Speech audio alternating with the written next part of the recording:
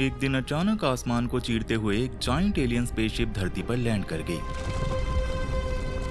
और सड़कों पर लाखों माइंड कंट्रोल्ड लोग एक दूसरे को चीरने फाड़ने लगे,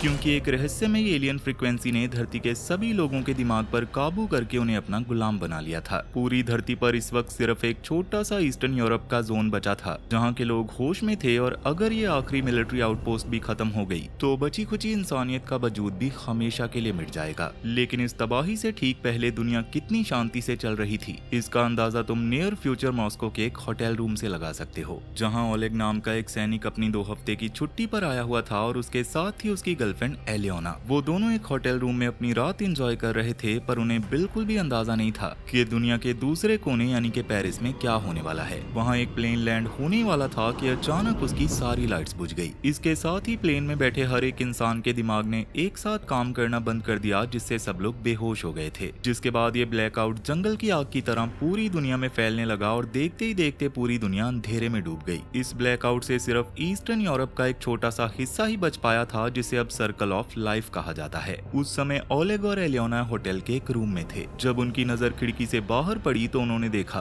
कि हवा में उड़ते हुए ड्रोन्स अचानक एक ही जगह फ्रीजिंग पोजीशन में रुक गए थे और पूरे होटल में सन्नाटा छा गया था। जिससे घबराकर जब वो दोनों लॉबी की ओर गए तो वहाँ पहले से ही कई सारे लोग टीवी के सामने खड़े थे। ये जो भी हो रहा था, इससे न्यूज रिपोर्टर का चेहरा भी डर के मारे पीला पड़ चुका था। उसने बताया कि ये कोई नेचुरल डिजास्टर नहीं है। पहले लगा था कि ये कोई आतंकवादी हमला है, पर ना तो ये कोई आतंकवादी हमला है और ना ही कोई न्यूक्लियर अटैक। सच तो ये है कि अब उनका संपर्क पूरी दुनिया से टूट चुका है। फोन, रेडियो, टेलीग्राम या फिर इंटरनेट सब काम करना बंद कर चुके हैं। लेकिन सवाल ये था कि बाहर आखिर हुआ क्या है। इस खौफनाक राज से पर्दा उठाने के लिए मेजर डेलमोर ने एक स्पेशल स्क्वाड को किरोव शहर भेजा, वो शहर जो अंधेरे में डूब चुका है। और इस मिशन पर उनके साथ जा रही थी ओलिया, एक जिद्दी जर्नलिस्ट जो हर एक सबूत को अपने कैमरे में कैद करना चाहती थी। गवर्नमेंट पहले ही वहाँ कई ड्रोन्स भेज चुकी थी, लेकिन उनमें से एक भी वापस नहीं आया था। खैर, ये टीम अब किरोव के वीरान रास्तों पर आगे बढ़ती है। वहाँ चारों तरफ सन्नाटा था, वक्त जैसे रुक गया हो। वो एक ग्रोसरी स्टोर के अंदर एंटर करते हैं, जहाँ अंधेरा इतना गहरा था कि उन्हें स्पेशल स्लाइम लाइट्स का इस्तेमाल करना पड़ा। और जैसे ही वो रोशनी स्टोर के कोने कोने में फैली तो सबके होश उड़ गए, क्योंकि उस स्टोर के अंदर कई सारे इंसानों की लाशें पड़ी थी, लेकिन ना कोई खून का धब्बा, ना कोई लड़ाई का निशान, ना ही किसी पर जहर का असर। ऐसा लग रहा था जैसे किसी ने एक बटन दबाया और एक माइक्रो सेकंड में सबकी जान ले ली। लेकिन असली डर तो तब शुरू हुआ जब वो आगे के रेजिडेंटल अपार्टमेंट्स में दाखिल हुए। वहाँ सब कुछ अपनी जगह पर था, डिनर टेबल पर रखा हुआ था, टीवी भी चल रहा था, पर लोग गायब थे। ऐसा लग रहा था जैसे मौत ने उन्हें संभलने तक का भी मौका नहीं दिया। तभी अंधेरे कोने से एक डरावनी आवाज आई और एक रहस्यमयी परछाई जैसे क्रीचर ने अचानक एक सैनिक पर हमला कर दिया। इस आवाज को सुनकर बाकी टीम तुरंत उसकी ओर भागी, लेकिन उस क्रीचर ने बिना किसी डर के उस सैनिक की राइफल छीनी और खिड़की से बाहर कूद गया।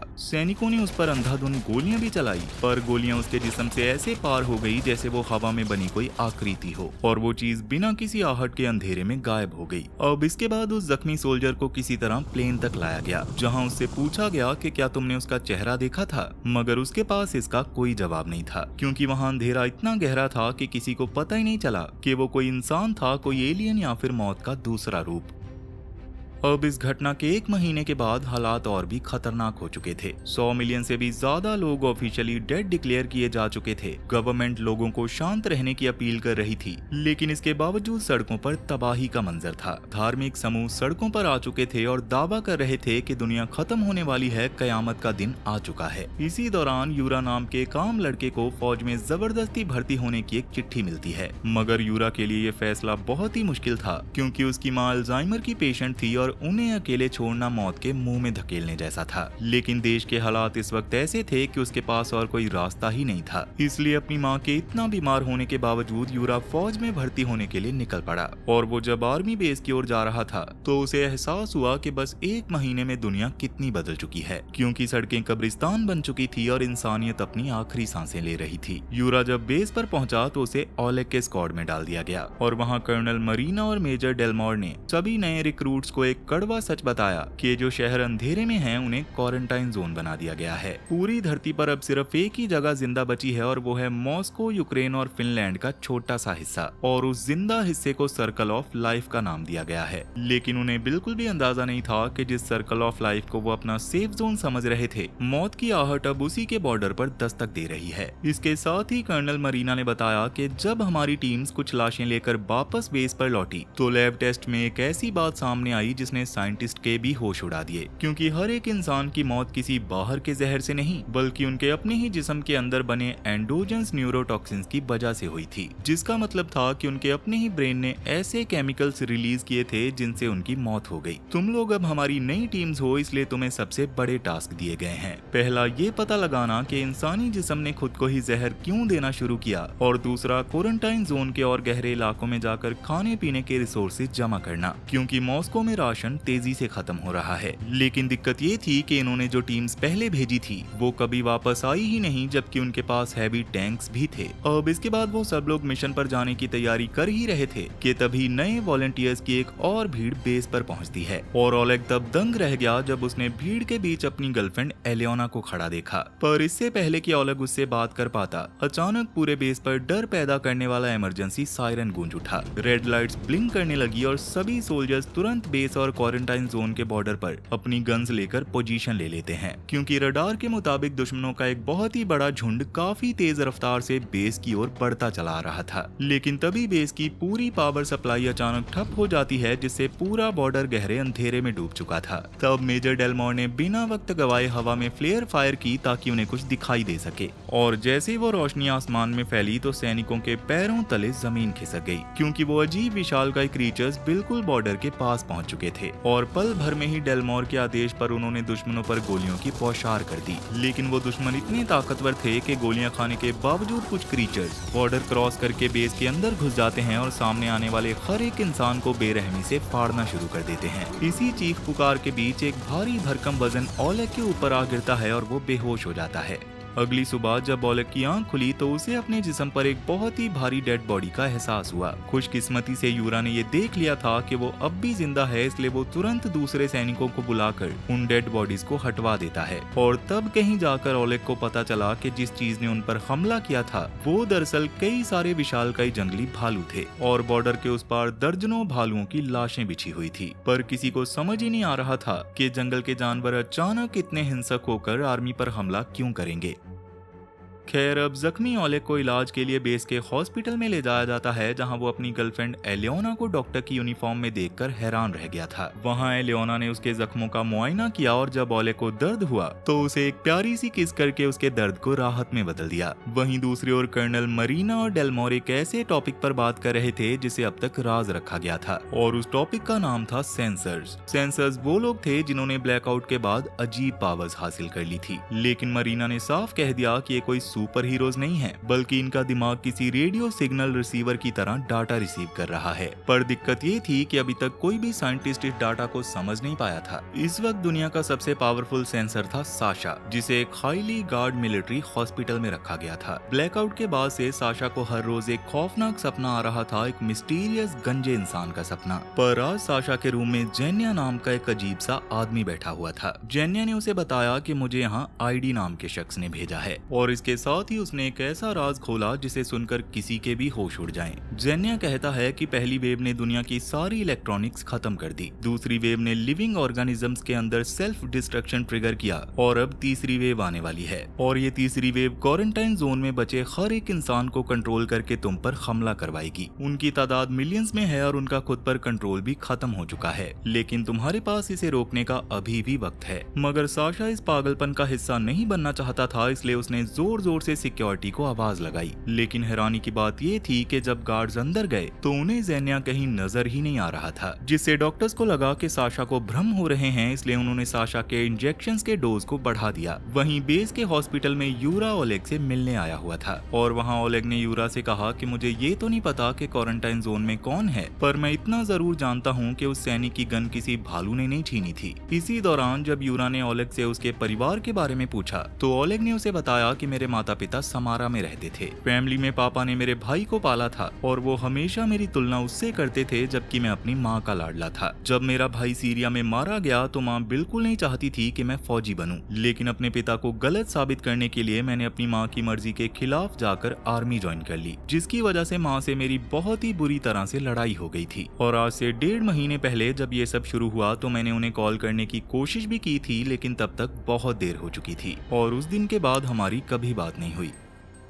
खैर, अब इस सब के बाद सभी फौजी क्वारंटाइन जोन के अंदर जाने के लिए तैयार हो गए और यूरा को ओलिया के साथ एक ही व्हीकल में जगह मिलती है। इस सफर के दौरान ओलिया अपना माइक निकालकर यूरा से कुछ सवाल करती है, जिस पर यूरा जवाब देता है कि मुझे इस तबाही से कोई शिकायत नहीं है, क्योंकि कम से कम अब मेरी जिंदगी का कोई मतलब तो है। मैं पहले एक टैक्सी ड्राइवर हुआ करता था और ये काम एक बोरिंग टैक्सी ड्राइवर बनने से तो 1000 गुना बेहतर है। लेकिन उन्हें नहीं पता था कि वो जिस क्वारंटाइन जोन में कदम रख रहे हैं वहाँ तीसरी वेव का खौफनाक खेल पहले से ही शुरू हो चुका था। जब सैनिक क्वारंटाइन जोन के अंदर पहुंचे तो उनके सामने होश उड़ा देने वाला मंजर था। वहां हैवी टैंक जमीन पर खिलौने की तरह टूटे फूटे पड़े थे और पूरे शहर की बड़ी बड़ी बिल्डिंग्स के बीचों बीच एक विशालकाय दरार बनी हुई थी, जैसे जमीन 2 हिस्सों में फट गई हो। और ये सब इस बात का साफ इशारा था कि तीसरी वेव शुरू हो चुकी है। जब इस तबाही की फुटेज मॉस्को में न्यूज पर दिखाई गई तो बची खुची आबादी में दहशत और बढ़ गई। शहर में दंगे फसाद और क्राइम इतना बढ़ गया था कि कानून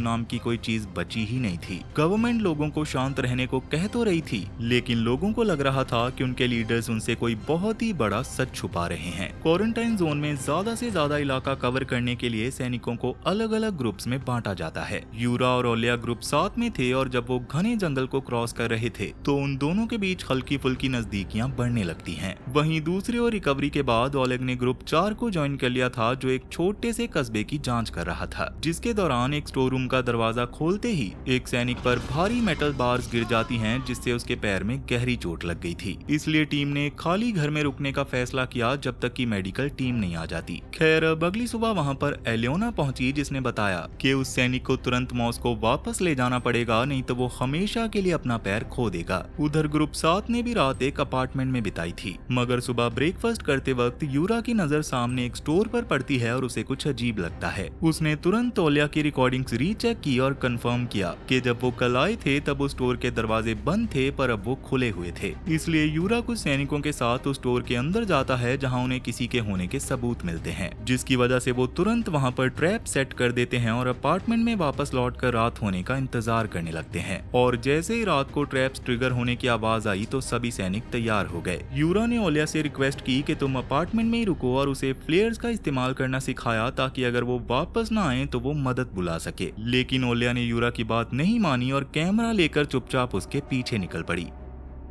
वहां उस स्टोर के अंदर उन्हें ट्रैप्स में फंसा हुआ एक टीनेजर लड़का मिला, जो कि काफी जख्मी था, जिसे देखकर सैनिक उसे अपार्टमेंट में ले आए और उसकी पट्टी करने की कोशिश करने लगे। इसी दौरान उन्होंने उससे कुछ सवाल भी पूछे, जैसे कि वो स्टोर के अंदर क्या कर रहा था। तो उस लड़के ने बताया कि मैं हर रात उस स्टोर के अंदर खाना लेने जाता हूँ, क्योंकि मुझे लगता है वहाँ पर कोई भी जिंदा नहीं है। पर इससे पहले कि फौजी उससे और ज्यादा सवाल पूछ पाते, अचानक उस लड़के ने एक फौजी का चाकू छीना और उसके गले में घुसाकर उस फौजी का खेल खत्म कर दिया, जिसे देखकर बाकी सैनिकों ने भी बिना किसी देरी के उस लड़के को गोलियों से भून डाला। वहीं हॉस्पिटल में साशा ताजी हवा लेने के लिए छत पर गया था और तभी उसके पीछे आईडी आ खड़ा हुआ, वही रहस्यमय आदमी जिसके बारे में जेन्या ने उसे बताया था। दरअसल जेन्या तो सिर्फ एक मेंटल कनेक्शन था, पर आईडी इस वक्त सच में उसके सामने खड़ा था। पर फिर भी साशा को यकीन दिलाने के लिए कि वो जो भी कह रहा है वो सच है, आईडी ने उसे अपना असली चेहरा दिखाया, जो कि इंसान के जैसा तो बिल्कुल भी नहीं था। तभी कर्नल मरीना अपने कुछ सैनिकों के साथ वहां पहुंची और उन्होंने आईडी पर गन्स तान दी।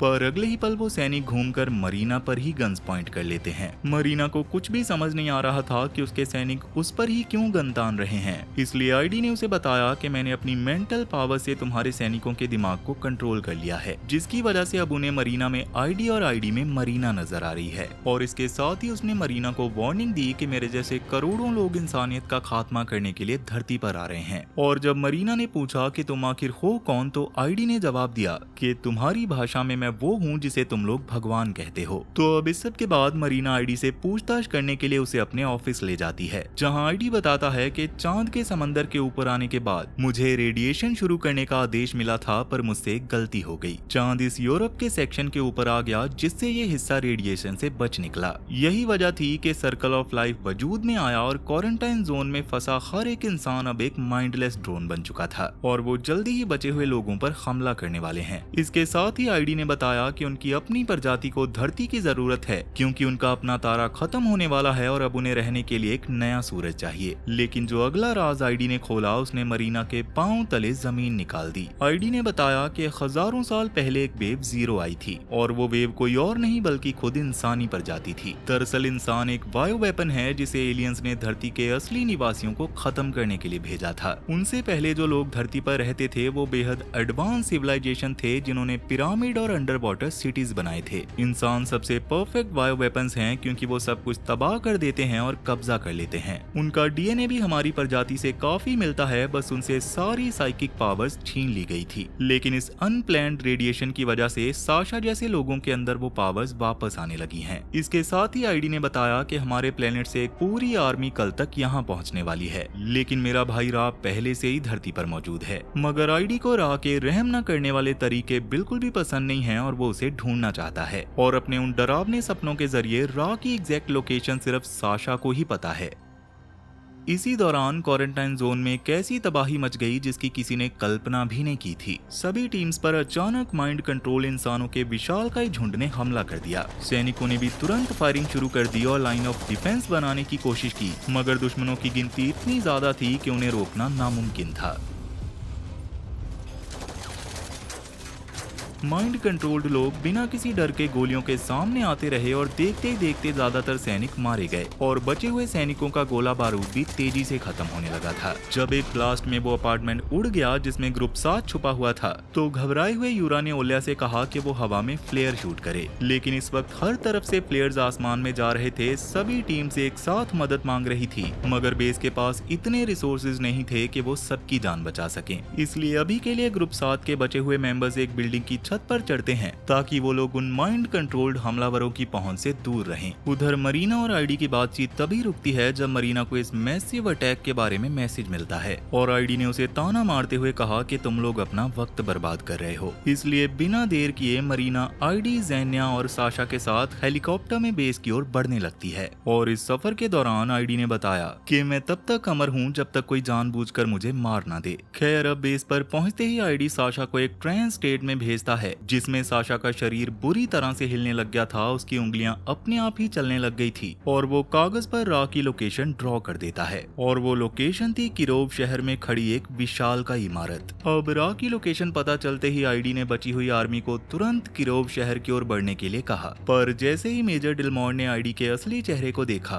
तो वो शक में पड़ गया कि एक एलियन पर भरोसा करना चाहिए या फिर नहीं। इसी दौरान एक सैनिक दौड़ते हुए आकर खबर देता है कि मॉस्को पर हमला शुरू हो चुका है, जो सुनकर मरीना डेलमोर को समझाती है कि चाहे पसंद आए या नहीं, पर अब आईडी ही हमारी आखिरी उम्मीद है। दूसरी ओर ग्रुप 7 छत पर फंसा हुआ था और वो नीचे उतरकर उन टीम्स को ढूंढने का फैसला करते हैं जिन्होंने मदद के लिए कोई फ्लेयर नहीं भेजी थी। मगर ओलिया इस वक्त डर के मारे कांप रही थी और नीचे उतरने से इनकार कर रही थी। मगर यूरा ने ओलिया को शांत करने के लिए उसे एक किस की और फिर बहुत ही आराम से उसे रस्सियों के जरिए नीचे उतार दिया। लेकिन जैसे ही उनके पैर जमीन पर पड़े तो उन्हें एहसास हुआ कि वो एक ऐसे जाल में फंस चुके हैं जहां से कोई जिंदा वापस नहीं जाएगा। वीरान सड़कों पर आगे बढ़ते हुए उन्हें कुछ सिविलियंस मिलते हैं, मगर बिना कोई बात किए सैनिक उन्हें वहीं पर ढेर कर देते हैं, जिसे देखकर ओलिया पूरी तरह से हिल जाती है क्योंकि वो लोग बिल्कुल नॉर्मल दिख रहे थे। पर यूरा ने उसे याद दिलाया कि वो टीनेजर भी पहले नॉर्मल ही लग रहा था जिसने हमारे सैनिक को चाकू मारा था। और अगले ही पल यूरा की इस बात को सच साबित करने के लिए माइंड कंट्रोल लोगों की एक नई वेव उन पर टूट पड़ी। इस घमासान लड़ाई में बाकी सारे सैनिक बेमौत मारे गए, पर यूरा ने किसी तरह अकेले लड़ते हुए उन हमलावरों को ढेर कर दिया। हालांकि इस चक्कर में वो खुद भी काफी ज्यादा जख्मी हो चुका था। अब इस सब के बाद यूरा और ओलिया भागकर एक गैरेज में जा छुपते हैं, जहां ओलिया यूरा की जख्मों पर पट्टी बांधती है और किस्मत से उन्हें गैराज में एक ऐसी कार मिल जाती है जिसमें पेट्रोल भी था और चाबी भी। वहीं बेस पर साशा डर के मारे कांप रहा था। उसने आईडी को बताया कि जब मैंने अपने विजन में रा को देखा था तो रा ने भी मुझे देख लिया था, इसलिए आईडी ने उसकी हालत समझते हुए उसकी सेफ्टी के लिए उसे बेस पर ही छोड़ने का फैसला किया। लेकिन जब मेजर डेलमोर की टीम टैंक्स में निकलने लगती है तो कर्नल मरीना नोटिस करती है कि साशा उनके साथ नहीं था, इसलिए वो अपनी पूरी टीम को रुकने को कहती है। मगर उसी पल आसमान से रॉकेट्स की बौछार हुई और पूरा आर्मी बेस एक विशालकाय धमाके में तबाह हो गया, जिसे देखकर मरीना ने गुस्से में आकर आईडी पर गन तान दी, क्योंकि उसे समझ आ गया था कि आईडी को इस हमले के बारे में पहले से ही पता था। जिस पर आईडी ने बिना किसी झिझक के कहा, हाँ मैं इस हमले के बारे में पहले से ही जानता था, लेकिन अगर साशा भी हमारे साथ निकलता तो पूरी टीम बेस पर ही रहती और सब मारे जाते, जिसके बाद इस जंग को जीतने वाला कोई जिंदा नहीं बचता। अब अगली सुबह यूरा और ओलिया को ओलेग और एलियोना मिल जाते हैं। उनकी टीम में भी बस गिनती के कुछ ही लोग बचे थे और उनका गोला बारूद भी खत्म हो चुका था। लेकिन तभी किस्मत से डेलमोर की टैंक्स वाली टीम वहां पहुंची और उन्होंने यूरा और ओलेग को रा को खत्म करने के लिए इस मिशन में शामिल होने को कहा, और एलियोना और ओलिया को भी उनके साथ चलना पड़ा, क्योंकि अब कोई भी बेस नहीं बचा था जहां उन्हें सुरक्षित भेजा जा सके। खैर अब कुछ घंटों के बाद ये छोटा सा लश्कर किरोव शहर पहुंच जाता है। डेलमोर हैरान था कि रास्ते में उन पर कोई अटैक नहीं हुआ, जिस पर आईडी बताता है कि रा को लगता है मैं बेस के धमाके में मारा जा चुका हूँ। लेकिन आगे की सड़कें लाखों माइंड कंट्रोल लोगों से भरी पड़ी थी। कुछ लोग तो अपने जिस्म पर बॉम्ब बांधकर बड़ी बड़ी बिल्डिंग से टैंक पर कूद रहे थे, मगर टैंक के ड्राइवर सामने आने वाले हर एक दुश्मन को कुचलते हुए गोलियों से भूनते हुए बिना रुके आगे बढ़ते गए। जब वो लोग रा की उस विशालकाय इमारत तक पहुंचे तो आईडी यूरा और कुछ सैनिकों को लेकर बिल्डिंग की छत की ओर चला गया, जबकि बाकी टीम एंट्री गेट पर डिफेंस के लिए रुक जाती है। मगर कुछ ही देर में हजारों माइंड कंट्रोल लोग फिर से उनकी ओर बढ़ने लगे और सड़कों पर एक ऐसी खौफनाक लड़ाई शुरू हो गई जिसमें हर पल मौत का नंगा नाच हो रहा था। और जब उन्हें लगने लगा कि ये लोग गेट को तोड़ देंगे तो ओलेग बचे हुए सिविलियंस को लेकर बिल्डिंग के ऊपर भागने लगा। वहीं बिल्डिंग की छत पर पहुंचकर आखिरकार आईडी और उसके सैनिकों का सामना रा से हुआ। यूरा ने जोश में आकर रा पर हमला किया, पर रा ने उसे एक ही झटके में हवा में उछाल दिया, मगर यूरा किसी तरह छत के कोने से लटक कर नीचे गिरने से बच गया। जिसके बाद आईडी और रा के बीच एक भयानक लड़ाई शुरू हो गई, जिसे देखकर ये साफ पता चल रहा था कि उन दोनों की साइकिक पावर्स बराबर थी। लेकिन तभी यूरा किसी तरह ऊपर चढ़ने में कामयाब हो गया और सड़कों पर एक ऐसा ब्लास्ट हुआ जिसकी आवाज से रा का ध्यान बस एक सेकंड के लिए भटका, और आईडी ने इसी मौके का फायदा उठाकर डायरेक्ट रा के जिस्म पर हमला कर दिया और उसके अंदर से एक ग्लोइंग डिवाइस बाहर निकाल ली। जिसके बाद यूरा ने भी बिना वक्त गवाए रा की बॉडी के अंदर बने उस होल के अंदर ग्रेनेड डाल दिया, जिससे रा के चीथड़े उड़ गए। और रा के मरते ही आईडी ने अपनी पावर्स का इस्तेमाल करके सभी माइंड कंट्रोल्ड इंसानों को रा के वश से आजाद कर दिया। लेकिन इससे पहले कि कोई राहत की सांस लेता, आईडी ने आसमान की ओर देखते हुए एक ऐसी बात बोली जिसने सबके होश उड़ा दिए।